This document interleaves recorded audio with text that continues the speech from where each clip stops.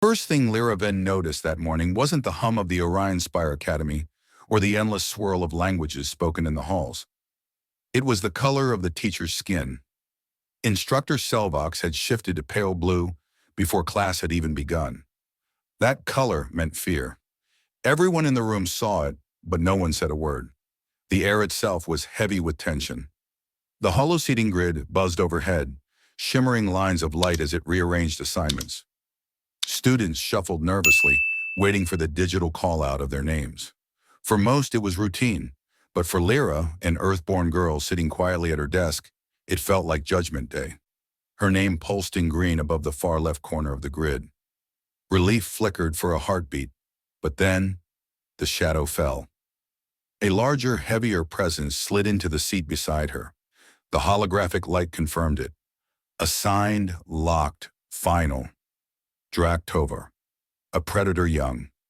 The whispers began instantly. Hushed voices, harsh breaths, the scrape of chairs as students leaned away. Some muttered curses, some simply stared. Everyone knew the stories of Predator Young. Stories told in council halls, whispered in academy corridors.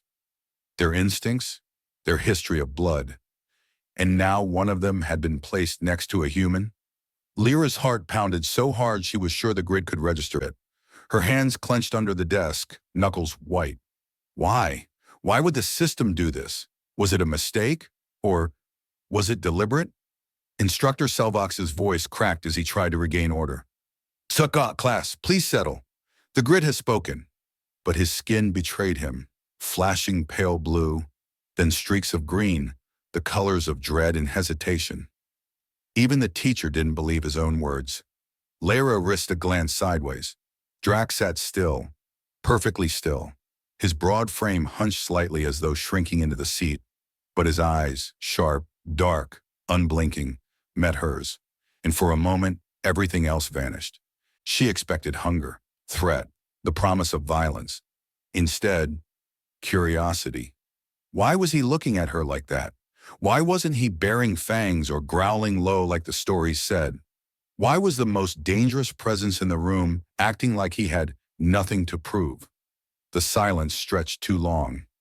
Every other student was waiting for something, for him to strike, for her to scream, for the pulse drones hovering in the corners to swoop down and separate them.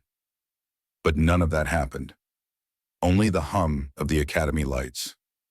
Only the shallow breaths of terrified classmates. Only the steady gaze of a predator who wasn't doing what everyone expected, and that, somehow, was worse.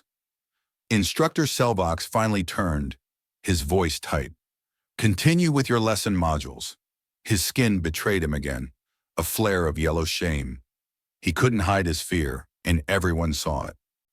Lyra forced herself to look back at her screen, to pretend she was unaffected. But her mind was racing. If predators were as dangerous as the council warned, why hadn't he moved? Why had the grid assigned him beside her of all people? Open questions she couldn't answer yet, but one thing she knew. This wasn't an accident. The system didn't glitch, and whatever reason the hollow seating grid had for putting them together, it was only the beginning. The whispers didn't stop when class ended. They followed Lyra down the halls like shadows, slipping between the clicks of alien tongues and the hum of the academy's walls. She's beside him, human and predator, together. The grid has lost its mind. They thought she couldn't hear them, but she did. Every word. Drak walked a step behind her, his heavy stride silent for someone his size. He didn't respond to the voices, didn't bare his teeth, didn't lash out. He might as well have been stone. But silence didn't stop fear. It made it grow. By the time they reached the commons, even the pulse drones drifted lower, their sensors locking onto the pair like they were already expecting violence. Students gave them wide berth, tables emptying as soon as Lyra sat down. She clenched her tray, cheeks burning. Was this how it was going to be now? A circle of emptiness around her. A predator for company. Sierra Morn slipped through the crowd and sat across from her anyway.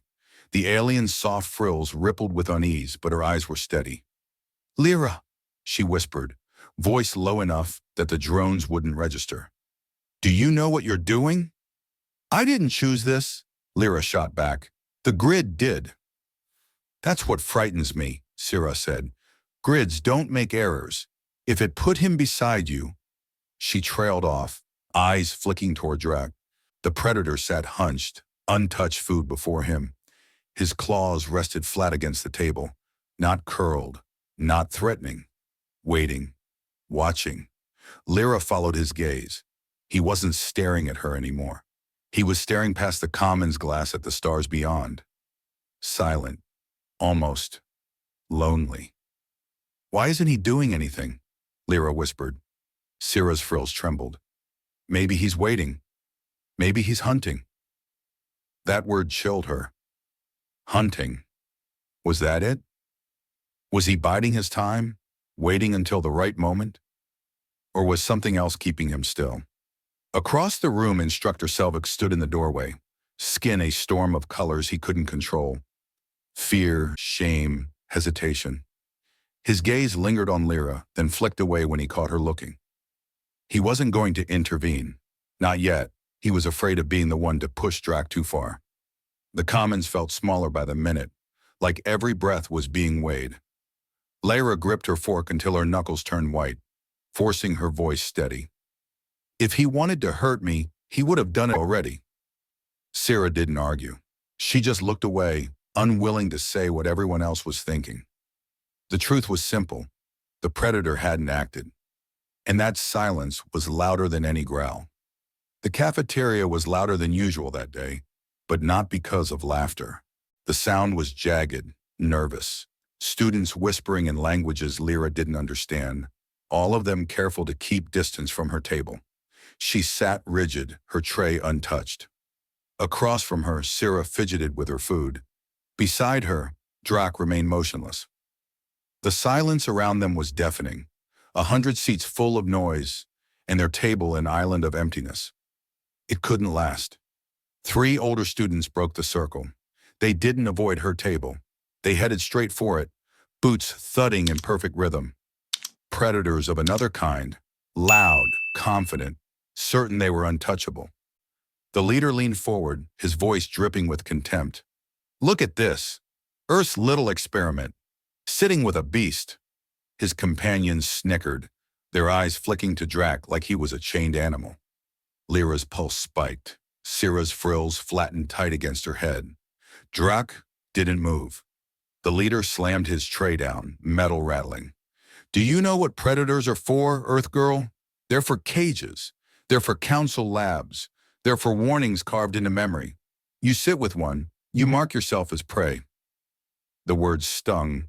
Prey. Students at nearby tables shifted uncomfortably, some turning away, others watching with hungry curiosity. Everyone wanted to see how this ended. Lyra's throat tightened, but she forced herself to speak. "He hasn't hurt anyone." The older student's laughter was sharp, cruel. "Not yet." His gaze snapped back to Drac. "Stand up. Show us what you are." Every pulse drone in the cafeteria dropped lower, glowing sensors ready.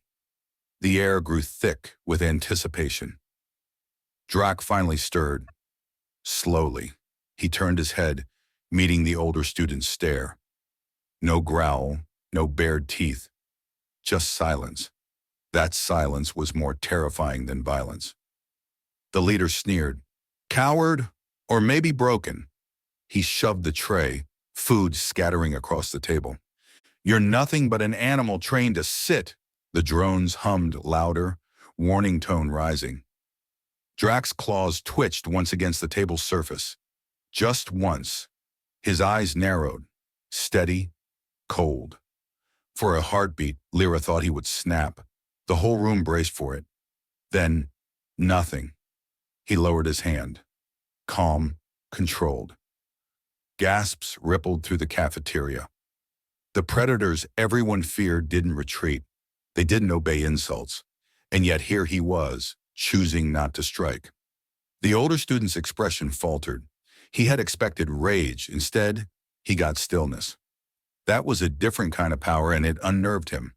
A sharp beep echoed. Pulse drones descended, surrounding the trio of aggressors. Warning, escalation detected. Step back. Their voices were mechanical, final. The older students hesitated, then sneered and backed away, their pride wounded. You'll slip, the leader hissed at Drac as he retreated. Predators always do. Silence swallowed the room again. Lyra's breath shook as she turned to Drac. He hadn't looked away from the stars beyond the glass. He hadn't even acknowledged the insult. Why? Why hold back? And what would happen when he finally didn't? The summons came the next morning. Lyra knew it wasn't good news the moment Instructor Selvox appeared at her desk, skin flashing a guilty shade of green. His voice wavered as he read the message. Lyra Ven, Drac Tovar, you are both required in the Chamber of Voices. The room fell silent. Every student turned. Some eyes held pity. Most held something colder. Relief that it wasn't them. The walk to the chamber felt longer than any corridor had a right to be. Pulse drones escorted them, humming low like an unspoken warning. Drac walked ahead, shoulders broad, steps steady. Not once did he look back. The Chamber of Voices loomed before them, carved from black stone that shimmered faintly with starlight. Rows of elevated seats curved upward, filled with officials, envoys, and delegates from half a dozen worlds. Their eyes burned down like twin suns. At the center, Head Counselor Ovrak rose, his heavy robes brushing the floor. His voice carried without effort, deep and final. This academy was meant to be a place of unity. Yet what do we see? A predator sitting beside a human child. Whispers of fear spreading through our halls. Confrontations in our commons. He turned his gaze to Drac, then to Lyra. And still you remain seated together. Why? Lyra opened her mouth, but no words came. What could she say? That the grid had chosen it? That she didn't know why either? Her throat tightened, silence pressing down like stone. Envoy Talrin stood next, his expression sharp as a blade. We've tolerated this too long. Predators have their place, not in classrooms, not beside prey species. This ends now, murmurs rippled through the chamber, agreement heavy in the air. But Ovrak lifted a hand, silencing them. His eyes narrowed. No, not yet. We do not destroy without proof. The grid made this choice. Perhaps it saw what we do not. If so, let us test it. The words hung in the air, heavy, irreversible. A trial, Ovrak declared. 1 week in the verdant dome. Gasps filled the chamber. Even Selvox's skin flared crimson shock. The verdant dome was no classroom. It was a living testbed of wild growth, hidden dangers, survival challenges. A place designed to push species to their limits. If the human and predator can endure it together, Ovrak continued, then perhaps our fears are misplaced. But if instinct wins, then the Council will have its answer. And so will the galaxy. The gavel struck. Final. Lyra's stomach dropped. The dome wasn't a lesson. It was a sentence. She turned toward Drac. His expression hadn't changed. Calm, silent, as if he had expected this all along. Her heart hammered with a single thought. They weren't just being tested. They were being watched. The verdant dome was nothing like the polished halls of HFY-SCI Academy. Here, the ceiling was a shimmering field of artificial sky, painted in false suns that shifted from dawn to dusk at council command. Vines as thick as arms wound up trunks of pale silver trees. Pools of green water reflected their light like liquid glass. It was beautiful, and it was dangerous. Everyone knew the dome wasn't built for comfort. It was built for survival. Lyra stepped through the barrier gate and instantly felt the air change. Humid, heavy, alive. She tightened her grip on the pack slung over her shoulder. Beside her, Drac moved like he belonged here. Every step slow, deliberate, claws brushing dirt. The barrier hissed closed behind them. They were alone. 7 days, Lyra whispered, mostly to herself. The Council's words rang in her skull. Survive together. Prove the grid wasn't wrong. Or fail and prove every fear true. They walked until the hum of the barrier faded, replaced by the sounds of life. Creatures chirping in the canopy. Unseen things splashing through water. For hours they pushed deeper, finding a clearing where the silver trees bent together, creating shelter overhead. "This will work," Lyra said, trying to sound braver than she felt. She unpacked rations, laying out dried nutrient strips the Academy had given them. Her hands shook slightly. Drac crouched nearby, scanning the tree line. His nostrils flared once. "Not safe," he said finally, voice low, rough, the first words he had spoken since the chamber. "Then where?" she asked. He tilted his head toward the east, toward denser growth. His silence after that felt like an answer in itself. "Follow me or don't." Lyra hesitated, then gathered her things and followed. By dusk, they found a hollow beneath a split stone ridge, hidden from above. Drac cleared branches with practiced ease, his claws precise, controlled. He moved like he'd done this before, like survival was natural to him. Lyra set their meager supplies inside, her mind racing with questions. Why was he helping her? Why hadn't he left her behind already? That night, the dome showed its teeth. A shriek echoed from the trees, high, piercing, close. Lyra jerked awake, heart hammering. Shadows shifted in the canopy. Then, with a sudden crack, a drone beast dropped from above, its frame a fusion of metal and living sinew, council designed for testing. Its eyes glowed amber as it scanned the clearing. Target acquired. Lyra froze. Too fast, too big. The beast lunged, straight at her. Drac moved first. He slammed into the creature's side, claws raking across its armored hide. Sparks burst into the night as metal screamed. The impact threw both predator and machine into the dirt. "Run," he barked. But she didn't. She couldn't leave him. She grabbed a branch, swinging with desperate force against the drone's joint. It barely made a dent. The machine reared back, jaws snapping, and for a heartbeat Lyra thought this was the end. Then Drac struck again. This time not with rage, but with precision. His claws slipped between plates, finding a seam. With a violent twist, he ripped free a core wire. The beast collapsed, shuddering once before going still. Silence. Heavy, stunned silence. Lyra's breath came in ragged gasps. She stared at him, at the sparks still flickering across his claws. You saved me." Drac didn't look at her. His chest rose and fell, steady. His gaze lingered on the broken machine. "It was not prey," he muttered. "It was a test." The words struck harder than the fight itself. He knew. He knew they were being watched, measured, judged. He wasn't acting out of instinct. He was choosing restraint, choosing control. And that meant something no one outside the dome would believe. For the next days, they worked side by side. Lyra gathered water from vines, built small fires with spark gel from her pack. Drac hunted smaller animals, but only when necessary, taking no more than they needed. Each time his restraint unsettled her more than violence would have. Why? Why was he holding back? On the 6th day, they reached the central clearing, a vast field of tall grass, the dome's heart. A platform waited there, glowing faint blue. Council cameras hidden in the tree line blinked faintly, watching their every move. Lyra's stomach dropped. This was the final stage. She didn't need Overac's voice to tell her.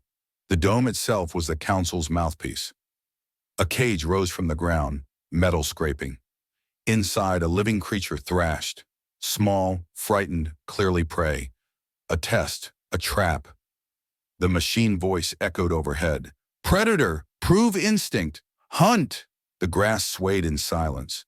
The world seemed to hold its breath. Lyra turned to Drac. His eyes burned, not with hunger but with something deeper. Choice.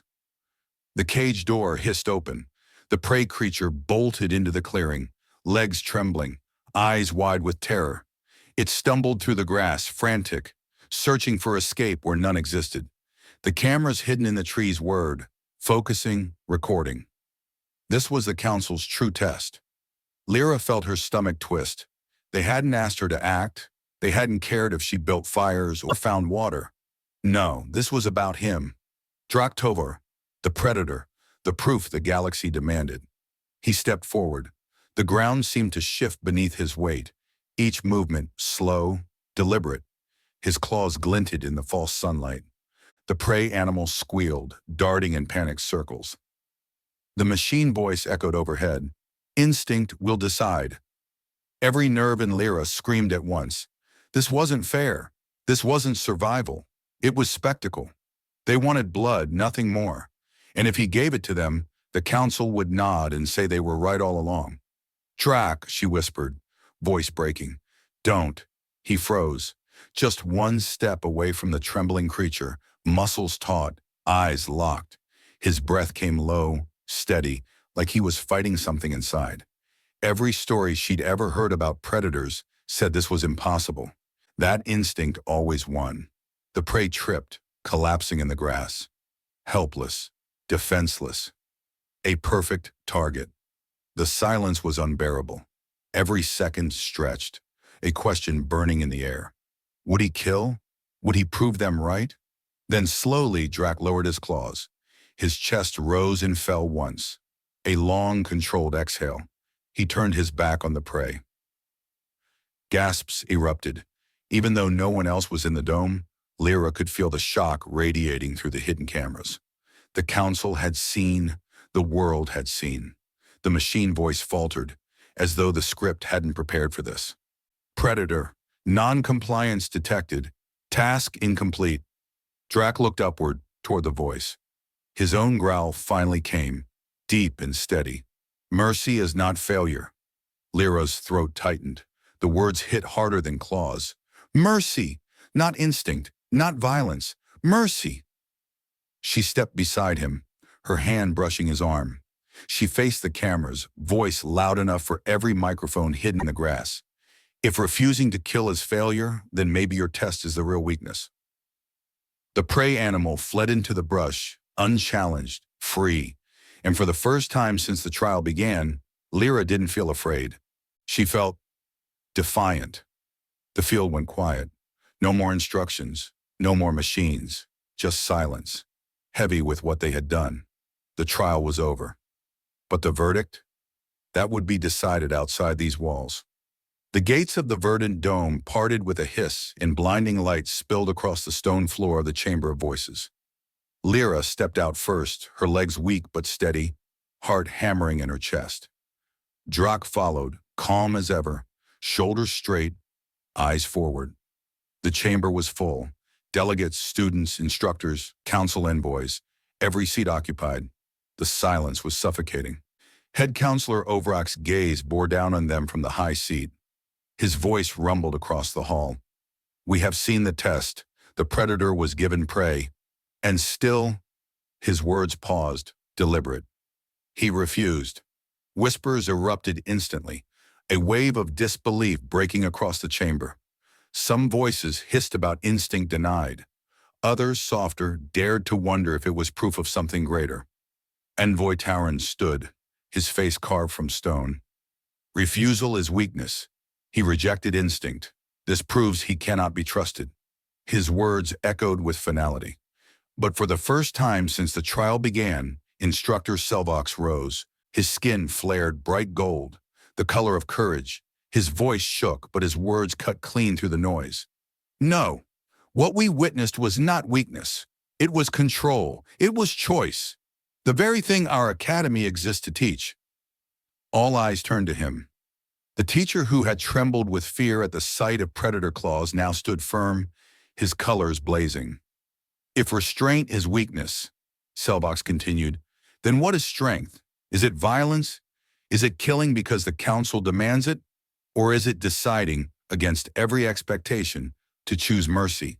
What I saw was not failure. It was proof that we were wrong. Silence followed, heavy, waiting. Head Counselor Overock leaned back in his seat, expression unreadable. His voice came low, measured. The grid chose them for a reason, and now, I understand. He raised his hand, striking the gavel once. The sound cracked like thunder. The predator young will remain.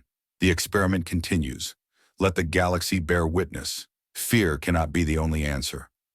The chamber erupted. Some voices protested, furious. Others cheered.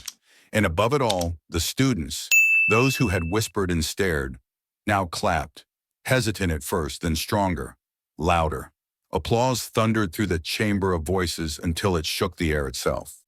Lyra stood frozen in the noise, breath caught in her chest. She looked at Drac. For the first time, his expression shifted.